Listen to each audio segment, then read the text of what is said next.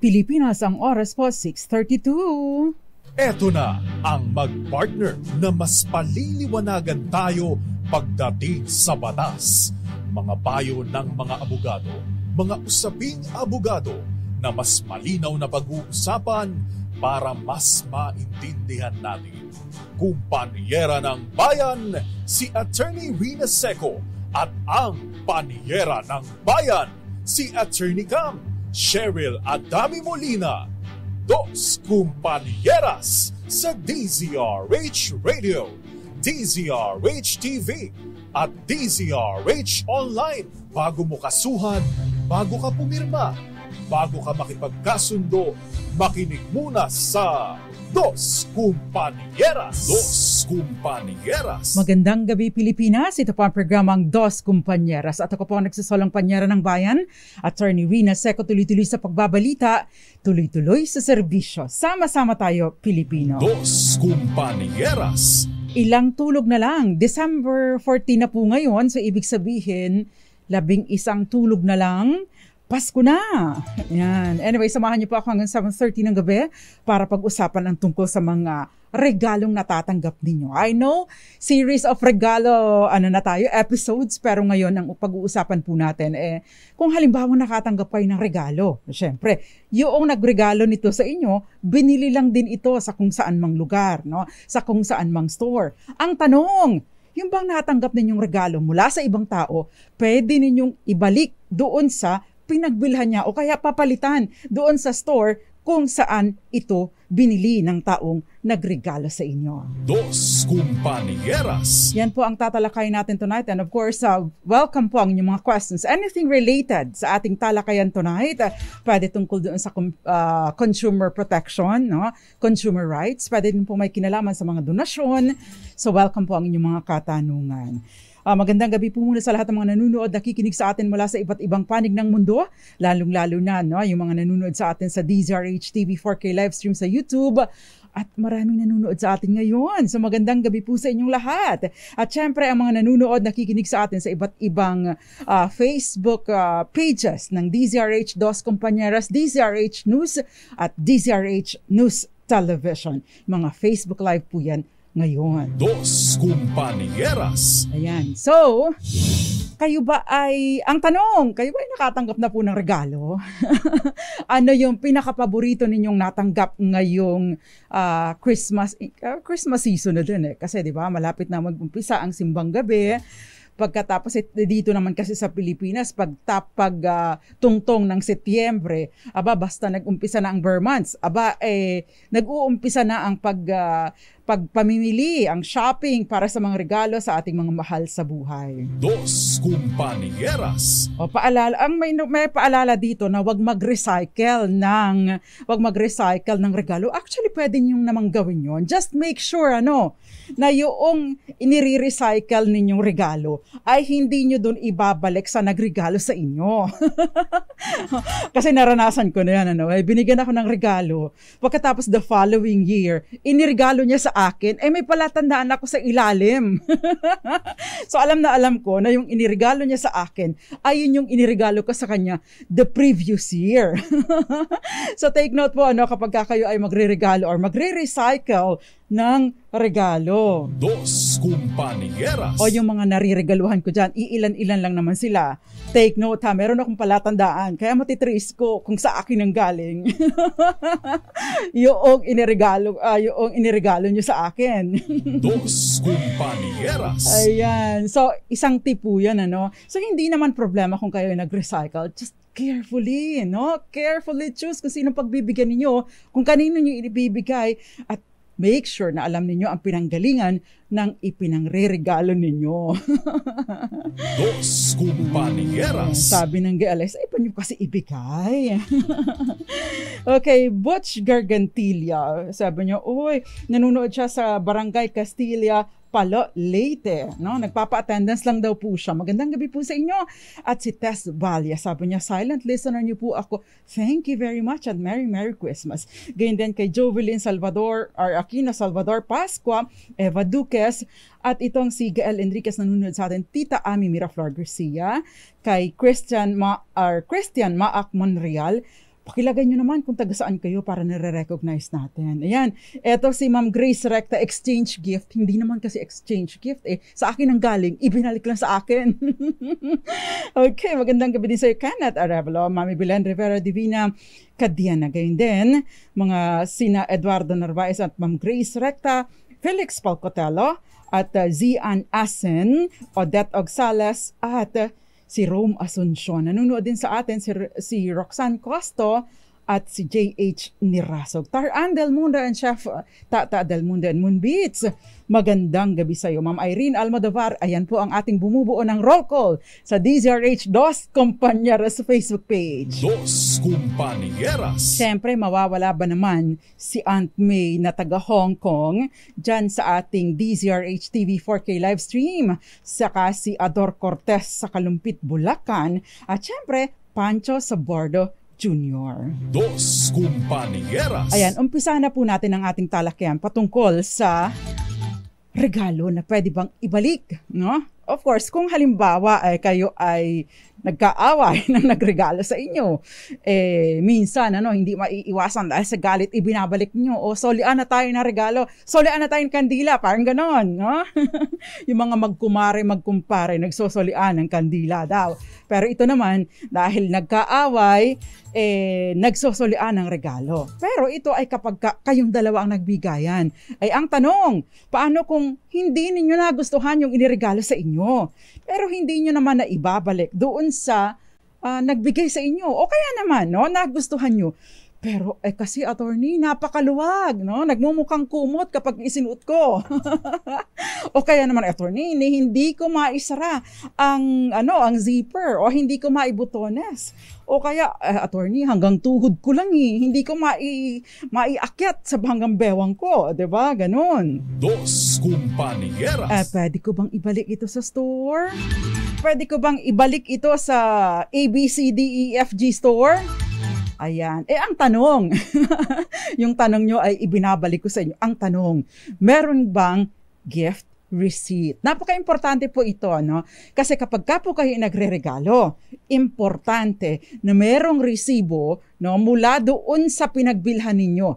Kapag ka mo gift receipt po, no, hindi naman naka-indicate dito yung presyo ng item na binili ninyo. Ito ay kung sakasakali lang na hindi magustuhan ng pinagbigyan ninyo, o kaya naman ay hindi kasya, no? O kaya naman ay nasira na hindi naman ninyo kasalanan, kundi ito pala ay may defect, no? Mula pa doon sa pinagbilhan ninyo, maari pong exercise ng pinagbigyan ninyo yung mga karapatan ng isang consumer. Dos Compañeras. Ano ba itong mga karapatan ng isang consumer? Dahil siya po ang recipient ng inyong regalo. Meron tayong triple R, no?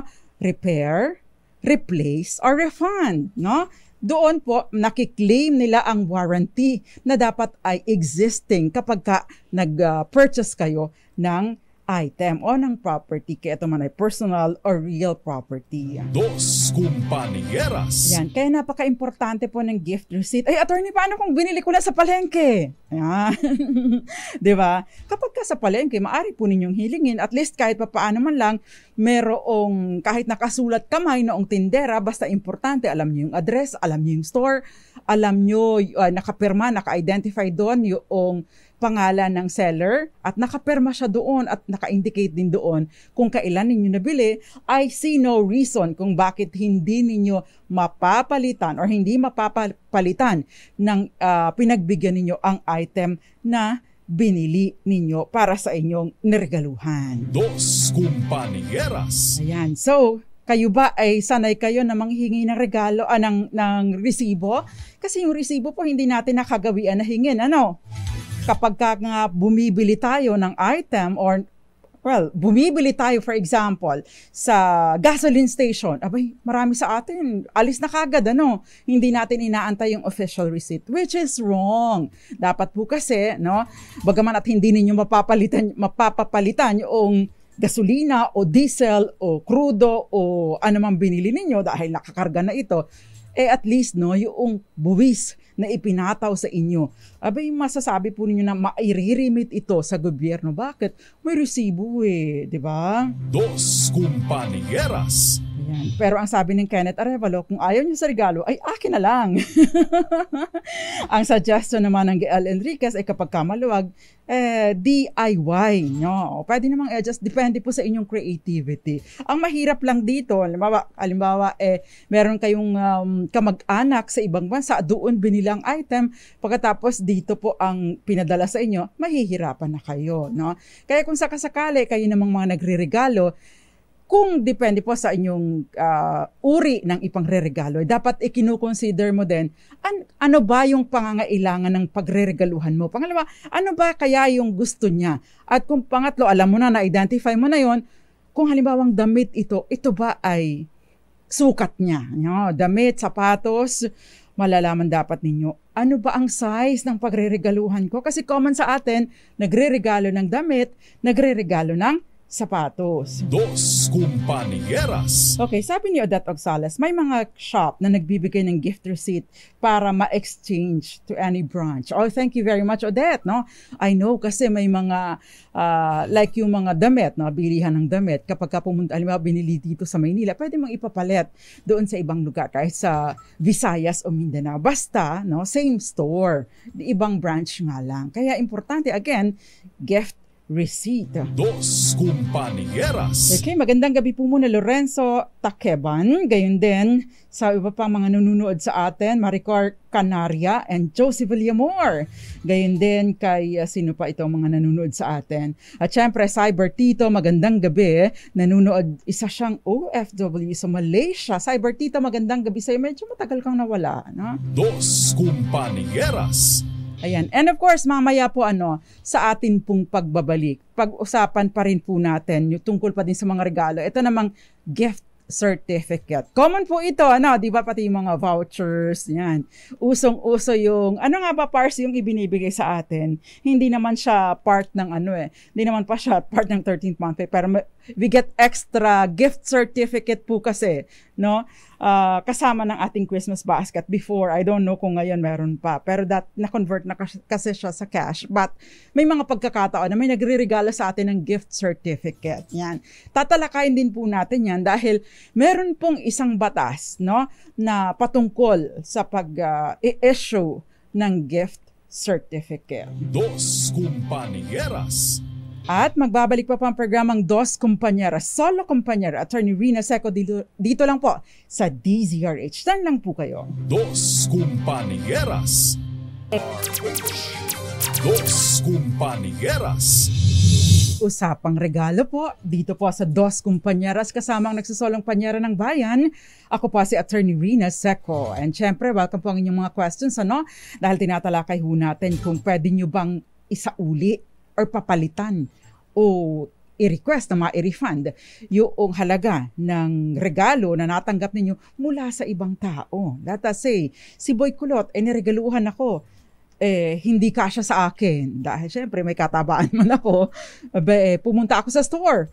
Pwede po bang papalitan ko ito dahil hindi po kasya sa akin. Syempre, depende po kung available yung gift receipt o may resibo na nakasama doon sa regalo na natanggap ninyo. May isang magandang tip si Odette Oxales. Sabi niya, kapag ka nakatanggap kayo at may plano kayong i-recycle ito, ay wag niyong tatanggalan ng tag. O, tama. Para magmukhang bago pa din or halatang bago pa din. Kasi kapag wala na itong tag, abay sasabihin, siguro ito ay napaglumaan na. Dos Compañeras. I-keep pa din po ninyo yung original na package. Although, syempre, kapag ganyan, may mga naisulat na, no? no? Nasulatan niya, meron ng mga dedication, meron ng love letter. Yan, kapag po ganyan. Kaya pwede din naman tayo maging creative, balutin natin sa papel, yung, anong tawag, Japanese paper ba ang tawag doon?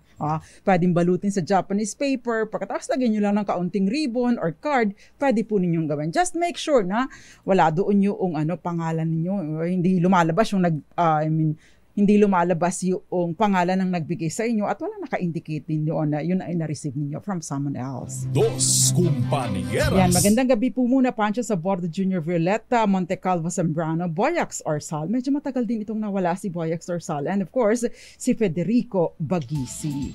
Ayan, meron pang si Eds Maglakas ay nanunood din sa atin at si Diwani Artved nanunood sa atin, si Ricarte Pilande, magandang gabi dyan sa Bye-Bye Leyte.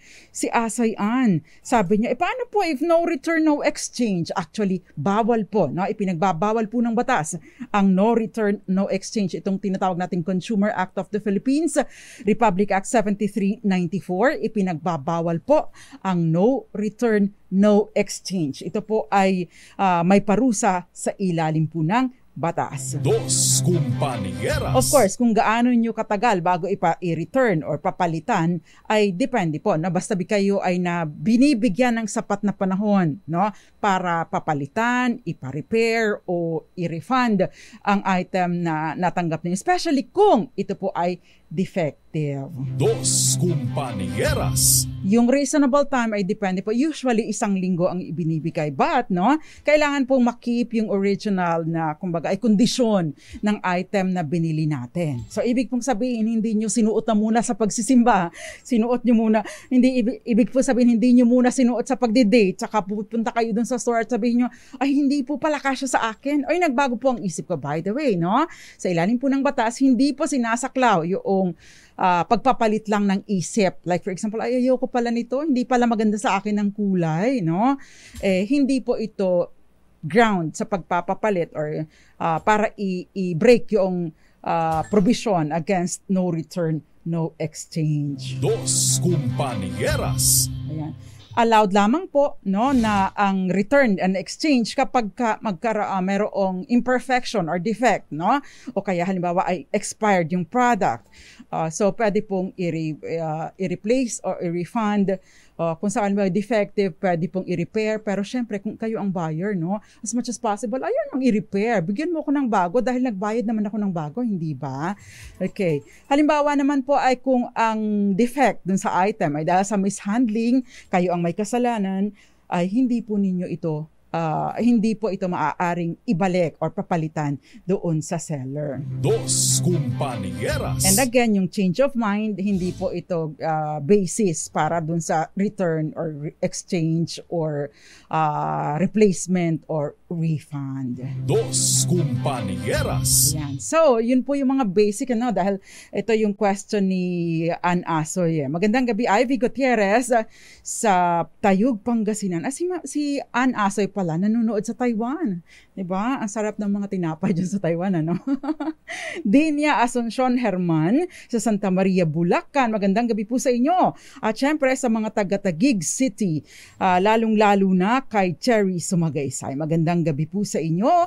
At syempre, palakasan na po ang radyo, ang volume ng ating TV o ang volume ng ating YouTube. Dos Compañeras. Para marami pa rin pong makarinig sa ating talakayan tonight.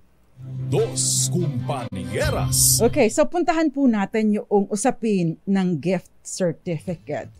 Ito pong usapin ng gift certificate, may kinalaman doon sa Republic Act 11109 o Gift Check Act of 2017 or gift check or gift certificates, no? Na itong mga ito ay binibili naman natin, no? Hindi ito yung or kung halimbawa ay binigay sa atin, binili ng nagbigay sa atin. Merong consideration or fixed consideration para dito, no? Hindi ito yung promo lang o loyalty card or loyalty certificate, which is totally different from gift certificate or yung mga gift checks. Dos Compañeras. Yung gift check ay nagre-represent po ng specific value, no, na ang sinasabi ito ay hinahawakan lamang, held in trust, no, by the issuer nung nag-issue sa atin para sa bearer or beneficiary, at ang consumer ay hindi dapat na mapagkaitan ng kaukulang halaga na nakasaad doon sa gift check. So for example, kada taon nakakatanggap kami ng mga gift check, no, yung iba merong tig 500, merong tig 1,000 ang value, no? Ang sinasabi po ng batas, wala na dapat na expiration ito. Kasi may mga gift checks na nakalagay doon na valid only for 1 year or valid only for 5 years. Ipinagbabawal po ito ng batas at meron pong kaukulang parusa na nakalaan sa Republic Act 11109. Dos Compañeras. Ayun. So, ipinagbabawal po ng gift check law yung pag-issue ng gift check na merong expiration date o kaya naman ay merong palugit kung saan lamang pwedeng gamitin. Halimbawa, nagamit nyo na. Say for example, 1,000 pesos ang halaga ng gift check. Pero pagpunta ninyo sa store, ang na-consume lang ninyo ay 500 pesos. Pero sasabihin dun, dapat within 1 month, magamit ninyo itong naiiwang 500. Kung hindi, expired na to, forfeited na ito, wala na kayong makukuha pa. Mali po ito, no? Pinarurusahan po ito ng Republic Act 11109. Dos Compañeras. Ibig pong sabihin, kung halimbawa nakakalimutan na ninyo na meron pa palang natitirang 500 doon sa dati 1,000 na gift check ninyo, after a couple of years nakita ninyo, ay, meron pa itong laman dahil 500 pesos lang ang nabawas dito. So, ibig sabihin po, pwede kayong pumunta sa store kung saan tinatanggap itong gift check na ito at pwede pa ninyo itong gamitin. Hindi po dapat na ito nag-i-expire. Dos Compañeras. Ayan. So, hindi rin po pwedeng i-reject yung natitira pang amount, no? Halimbawa, kahit napakaliit na lang, ilang piso na lang, hindi nyo talaga nasagad eh. Ayaw nyo namang sabihin na, ayaw nyo naman tanggapin na bibigyan ka na lang isa, 2, 3 candy, no, kapalit ng barya. So, syempre, pinagbabawal din po ng batas na kung may barya kayo, bibigyan lang kayo ng candy or tsokolate. Kung ayaw po ninyo, bawal po yun. Dos Compañeras. Maari lamang po tanggihan, no, itong gift check nitong issuing or issuer, no, issuing store, no, kung halimbawa po ay damaged na ang gift check or gift certificate.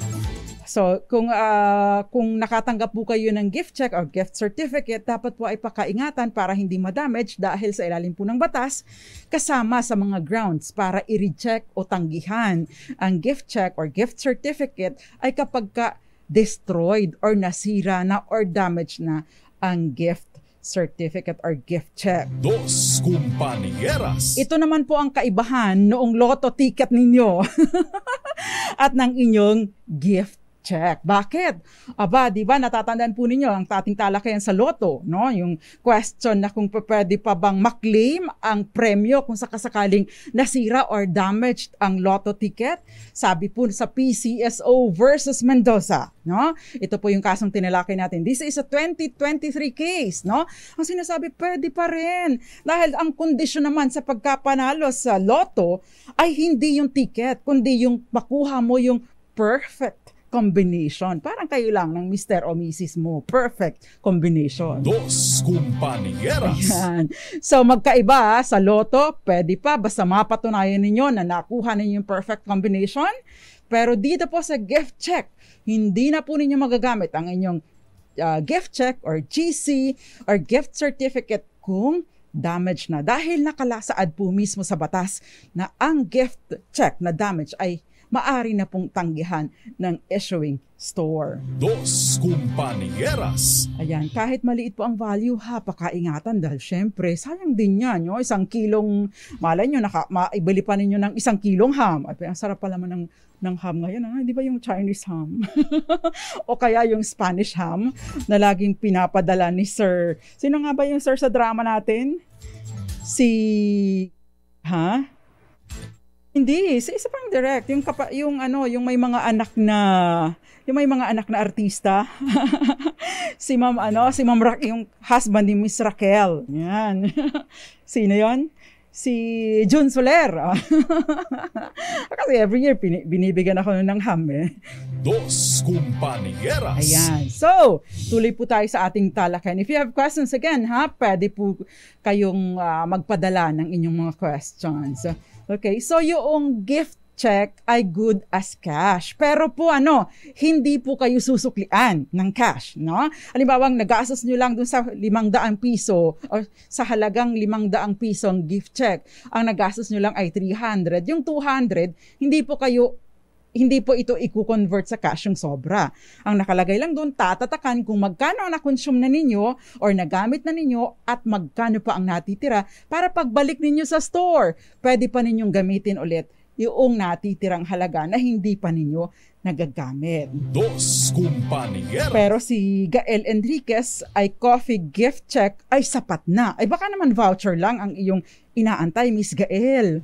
Dos Compañeras. By the way, iba pong usapin yung mga loyalty cards, saka loyalty coupons, o kaya mga, anong tawag doon, yung mga gift, ang tawag doon, mga promo, no? Dahil ito ay based lamang doon sa generosity at wala itong specific na kondisyon, wala itong katumbas na halaga na like binili ninyo, no? Ito naman ay bilang reward sa inyo. Ito po ay pwedeng mag-impose ng kondisyon at expiration ang nag-issue nito. Ayan.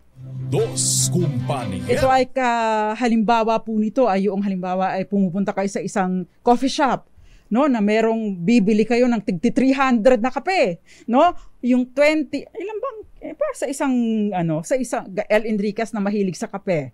Ilan ba ang stickers na kailangan bunuin para makakuha ka nung planner na hindi mo naman ginagamit?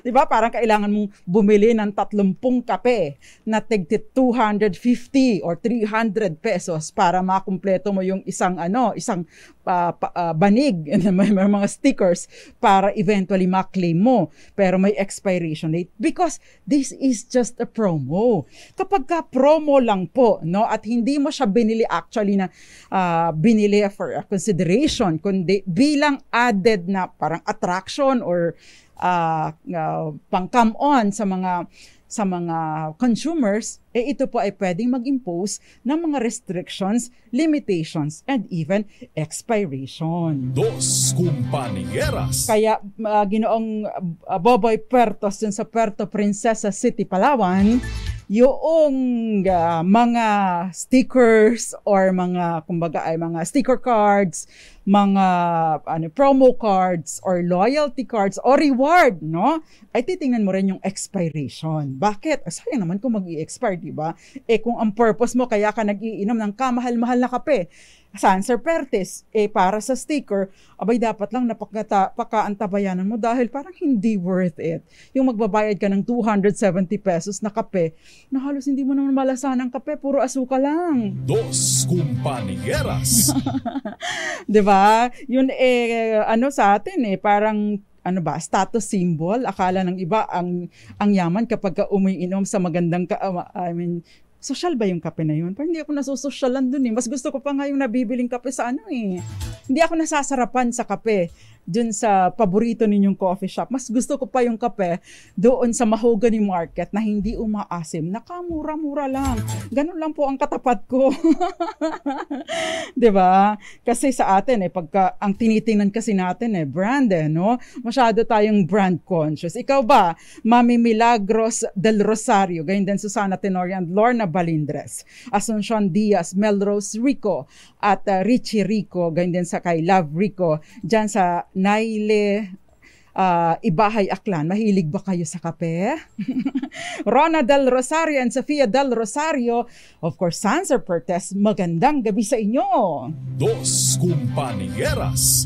Ayan, maya-maya po yung kay Miriam Miriam Cascarte, ay babasahin po natin ang inyong question. Okay, si Gael Enriquez, ay nagpapabili ako ng local coffee from Sultan Kudarat po para dalhin dito sa Hong Kong. Masarap nga po yung mga kape dyan sa Mindanao. Actually, kahit dyan, ito nga ang dapat na bigyan nating pansin, yung local production, at dapat nakakakuha ito ng sapat na atensyon or support mula sa ating gobyerno. Para din po, kasi di ba, high value crop ang kape tsaka yung kakao, no? At maganda rin kung tayo ay nakakapag-compete sa ating mga produkto. Ayan. Dos Compañeras. Meron din tayong civet mula sa Tagaytay, no? Civet coffee, yung pupo ng alamid ng Wildcat. Masarap 'yan. Diyan sa sa Amadeo meron din 'yan. Kaya lang may mga iba po kasi, no, I'm not saying kung saan. May mga iba po kasi na tinu-torture, no, yung mga civet o yung mga alamid o yung mga musang o wildcat, no, para lang makakuha ng magandang kape. Bakit? Kasi po yung mga wildcat, di ba? Lumalabas ang galing ko sa kape. Kasi po yung mga musang o wildcat, no, sila po ay kinakain lang nila yung best beans, yung mga hinog na hinog. Hindi sila choosy hindi sila kumakain ng hindi magandang quality ng beans. That is why, no, kapag kinain po nila yung mga magagandang klase ng beans, yun po ang pinoprocess at ginagawang kape. At yun po yung kamahal-mahal na kape. Dos Compañeras. Ayan. So, speaking of kape, kailan ba tayo magkakape, no? Anyway, yes, tama kayo. Yung love local, yan importante. Okay. So kanina medyo naligaw po tayo, pero puntahan na natin yung penalty sa ilalim ng gift check law. Kasi sinasabi po ng batas na dapat yung unused balance, no, kapag halimbawa po kayo ay nagreklamo dahil hindi kayo pinagbigyan or dinina yung request ninyo. Doon halimbawa paggamit sa gift check o kaya naman ay may expiration, dapat within 90 days mai-refund sa inyo ang lahat-lahat ng ito, no? Otherwise maari po silang managot sa DTI and merong imposition na hanggang 500,000 pesos na multa. In fact, meron pong pwedeng umangat sa 1 milyong piso ang multa kapag ka nag-violate dito sa gift check law. Dos Compañeras. Yan. So may mga nagyayaya ng magkape sa dating tambayan, sa dating tagpuan o Dat Oxales. Of course, magandang gabi sa iyo, Chef Tata Del Mundo at Taran Del Mundo ng Neighbors Crest dyan sa Buenavista, gayon din sa Gasan, Marinduque. Pasensya na kayo, lagi kong binabanggit ang Marinduque kasi marami sa inyo hindi nakakaalam kung saan ang Marinduque. Ang Marinduque pa ang puso ng Pilipinas. Bakit? Nandyan po ang pinag-uugatan ng lahat ng surveys at lahat ng mga mapa dito sa Pilipinas. Dos Compañeras. Okay, eto may question dito. Ito naman ay tungkol pa rin sa bentahan. May question dito. Attorney po, pwede po bang umatras sa bentahan kahit po halimbawa may deed of sale na po ang buyer at ang seller? So hindi ito regaluhan. Ito naman ay atrasan ng bentahan. Dos Compañeras. Alam niyo po, ang kontrata ay sacred. Ibig sabihin, ano ba sa Tagalog ang sacred? Sagrado. Ganun lang din, Sagrado ang inyong kasunduan, ang inyong kontrata, and therefore, dapat ay ino-honor ninyo ito. But, pwede pong i-cancel, i-rescind, umatras sa ganito kahit pa may dokumento na kung meron pong valid ground. Nagkalokohan, hindi tumupad sa ibang mga kondisyon, so maaari po ito. No? Otherwise, kapag ka po kayo ay aatras at hindi pumapayag yung isa, mahihirapan na po kayo. But kung sakasakali po umatras kayo dahil sa hindi pagsunod ng isang partido, pwede naman po ito. In fact, pwede pa po kayong humingi ng damages or danyos perwisyo kung sakasakali na ang pag-atras ninyo ay dahil sa breach o paglabag sa inyong kasunduan ng isang partido. Dos Compañeras. Okay, itong question ni Marilu, babasahin ko na po Nakabili po ako ng lupa pero hanggang sa barangay agreement lang po kami. May tsansa po bang mabawi ng seller ang nabili kong lupa dahil wala po kaming deed of sale. Dos Compañeras. Alam mo, Miss Marilu, kapag ka-perfected na ang kontrata, ang kasunduan ninyo, no, ay mahihirapan na siyang bawiin. Unang-una, kailan ba nagiging perfected ang kontrata ng bentahan? Nagiging perfect po or consummated na ang kontrata ng bentahan kung nagkasundo na kayo, may meeting of the minds, no? At halimbawa kayo ay may partial compliance, hindi na basta-basta ito mababawi, no? Especially kayo ay nakapagbayaran na. Now the thing is, ano ba ang pwede nyong gawin? Now moving forward, pwede po kayong dumulog sa korte para saan? Specific performance. Anong ibig sabihin nito?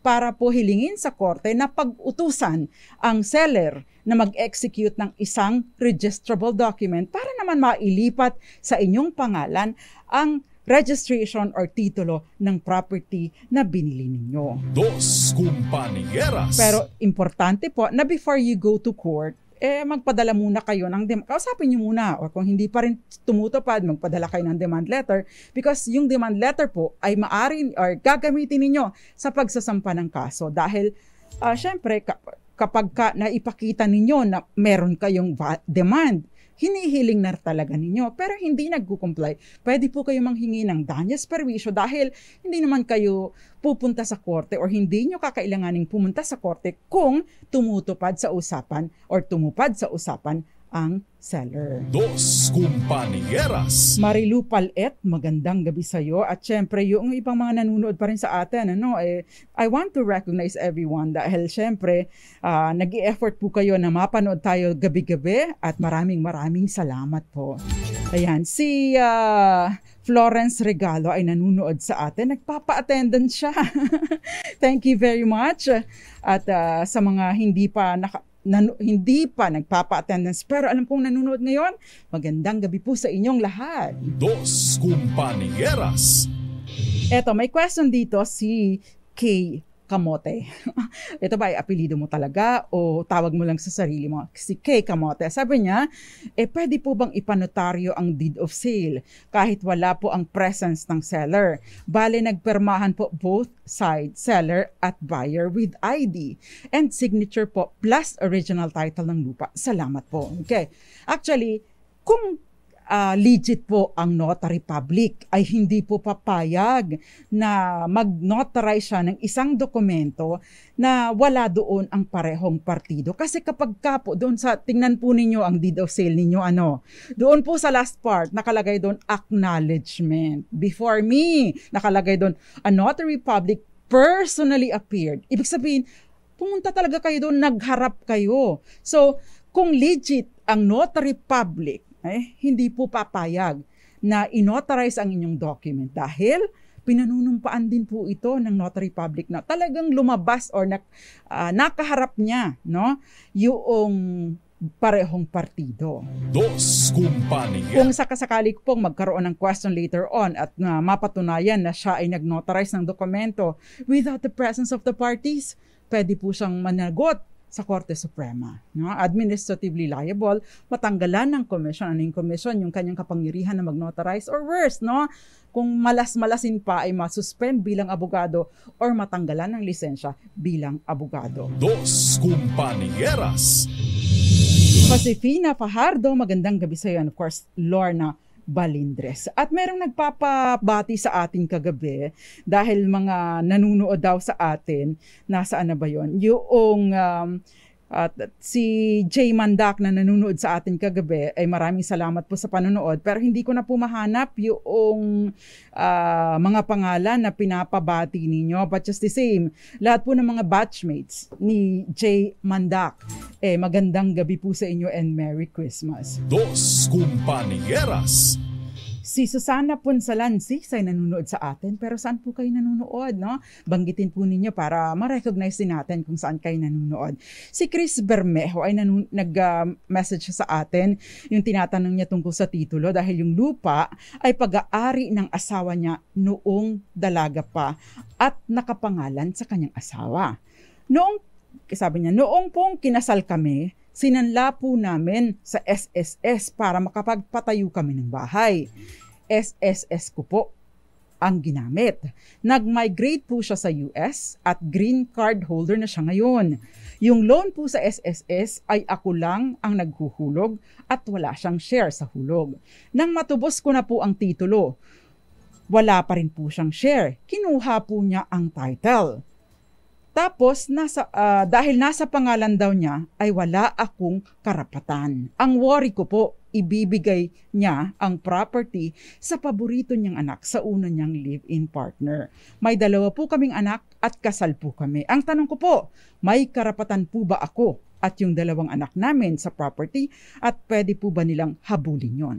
Kahit po ba green card holder na, ay pwede pa siyang magmay-ari ng property dito sa Pilipinas. Dos Compañeras. At yan po ang sasagutin natin sa atin pong pagbabalik. Kayo din ang question ni Miriam Cascante. Nagsusolo pong panyera ng bayan, Attorney Rina Seco, dito lang po sa Dos Compañeras. Dos Compañeras. Dos Compañeras. Usapang pagpapalit ng regalo po. Ngayon na uwi sa usapang lupa dahil marami kayong mga questions. Of course, related din naman dahil may mga issue ng bentahan, pagbili ng property. Magandang gabi muna sa iyo, Rolly Duque, mula dyan sa Alberta, Canada ba ito?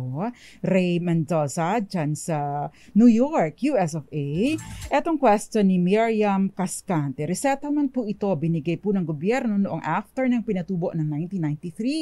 Bali, amilyar sa lupa ang bahay and bahay po yung sa letter na sinend po sa amin.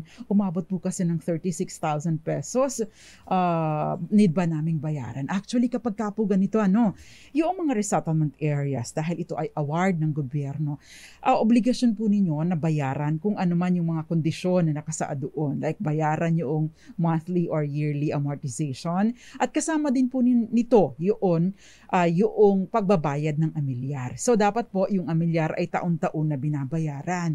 May mga pagkakataon po or marami sa mga local government units na nagbibigay po ng hanggang 20% discount sa maagang pagbabayad ng amilyar o real property tax. Dos Compañeras. Again, ang amilyar po ay binabayaran dapat na taon-taon. After 36 months or 3 years na hindi ninyo nababayaran, pag na pondo yung hindi ninyo nababayaran, pwede po mag-issue ng notice of delinquency ang local government unit para sabihin po na isettle mo na ito, kung hindi isusubasta namin ang property mo, ibibenta ito sa iba at yun ang ipambabaya doon sa mga sagutin mo sa buwis. Kaya importante po na binabayaran natin ang amilyar taon-taon at mas maganda kung meron po tayong budget na bayaran natin ito in advance para malaki rin po ang discount kapag umaabot ng 20% ang discount kapag early payment. Dos Compañeras. At again, speaking of amilyar, we are encouraging all the local government units, especially ang mga konseho, the vice mayor at ang municipal or city council, dahil meron po tayong bagong batas, yung Agrarian Emancipation Act, na sinasabi po doon na maging magkaroon ng discount o kaya mag-enact ng ordinansa ang ating mga LGUs para i-exempt na sa pagbabayad ng amilyar yung mga properties awarded sa ilalim po ng patent, yung agricultural free patent at gayon din yung nasa ilalim po ng CLOA o yung lupang agraryo. Dos Compañeras. Okay, bago po tayo magpatuloy, eto na, nahanap ko na yung request na pagbati kagabi ni Jay Mandak dahil gusto niyong ipabati yung mga nasa batch 1990 ng MIST dyan sa Buwak, Marinduque. Ayan. So, Misty Pink, magandang gabi din sa'yo. Nanood siya sa atin kagabi. Hindi ko nasagot yung kanyang question. Pero I hope you are watching tonight. Kayon din, Attorney Christian Tarse at si Tita Mimi Arillo nanonood sa atin. At, of course, ang father of 2 doctors, Kuya Jinggoy Ismaelito Fondevilla, magandang gabi po sa inyo at syempre congratulations, napakagagaling ng mga anak, 2 doktor, yung isa ay kapapasa lang. So congratulations po sa inyo at happy anniversary sa inyo ni Ma'am Lisa Fondevilla. Yan. Dos Compañeras. Medyo naguguluhan lang ako dito, Pars, kasi parang umuugtol-ugtol yung aking headset. Ayan. So, sagutin na po natin yung question kanina dahil nasagot ko na yung question ni Ma'am Miriam Cascante. Sagutin na natin yung question kanina ni Chris Bermejo na sabi niya yung lupa ay pag-aari ng asawa ko nung dalaga pa. So si Chris ay lalaki, no? Dalaga pa at nakapangalan sa kanya, no? Ngayon ay ginamit through SSS, no, ay napakapagpagawa siya ng bahay pero gamit yung SSS ni Chris, no? Pagkatapos ngayon siguro I would assume na sila ay naghiwalay na. Pero itong si Mrs. ni Chris ay pumunta sa ibang bansa, naging green card holder, no? Pagkatapos ay tinatanong niya, dahil kinuha yung title, tinatanong niya kung may karapatan daw ba siya at ang kanyang mga anak, no? Ang karapatan po ay wala pa dun sa mga anak. Ang karapatan po ay nasa inyo. Bakit? Sa ilalim po kasi ng batas ng Family Code, no? Kapag kayo ay kinasal, no, August 3, 1988 o pababa, or onwards, no? Ibig sabihin ay kinasal on or after August 3, 1988, ang sumasaklaw po sa inyo na property regime ay absolute community of property. Ibig pong sabihin, lahat ng properties na na-acquire even bago pa kayo ikasal, nung kayo ay ikinasal na, ay pagmamay-ari ninyong dalawa.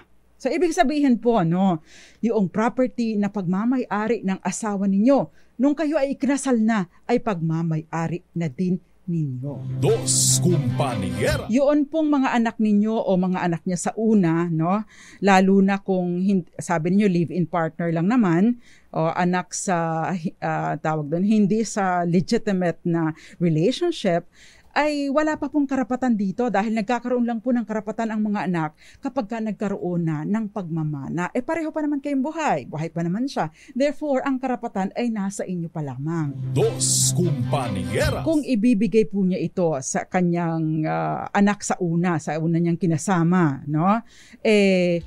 Paari po ninyong habulin dahil kayo bilang asawa niya at bilang ang property ay bahagi ng absolute community of property, kayo po ay may-ari and therefore kakailanganin ang consent ninyo bago ito ma-dispose, bago ito ma-mortgage or bago ito maibenta o bago ito ma-donate. Dos Compañeras. Mas Santos Labi, Jason Abulencia. At syempre, happy birthday din dito kay Rem Del Rosario at maraming salamat sa panonood. Eri Shane Tenorio nanonood sa atin sa Parañaque at Mayad Ayad nga gabi sa mga taga-Aklan. Thank you very much for watching. Suki natin itong mga ito Dos Compañeras. Okay, we have a few minutes left dahil marami pa palang mga questions. Ano ba yan? Akala ko konti lang mga questions tonight. Pero Maricor Henson Canaria, magandang gabi sa iyo at yung mga iba pang mga nanonood sa atin. Si Pipay, sabi niya OFW po ako, attorney. Bumili po ako ng house and lot. Fully paid na. 2017 pa po. 2023 na ngayon, attorney, hanggang ngayon. Naghihintay pa rin po ako na i-construct ang bahay na pinaghirapan kong bilhin. Tanong ko po, attorney, pwede pang i-cancel, ipa-refund na lang ang ibinayad ko sa kanila kasi ayaw po nilang ibalik. Sabi po nila, ipa-assume ko na lang sa iba. Tama ba yun, attorney? Ano ba ang aking karapatan? Mabuhay ka at maraming salamat po. Dos Compañeras. Aba, Pipay, dumulog ka sa DHSUD, ireklamo mo ito. Dahil tingnan mo rin, ano ba yung nakalagay doon sa inyong kontrata?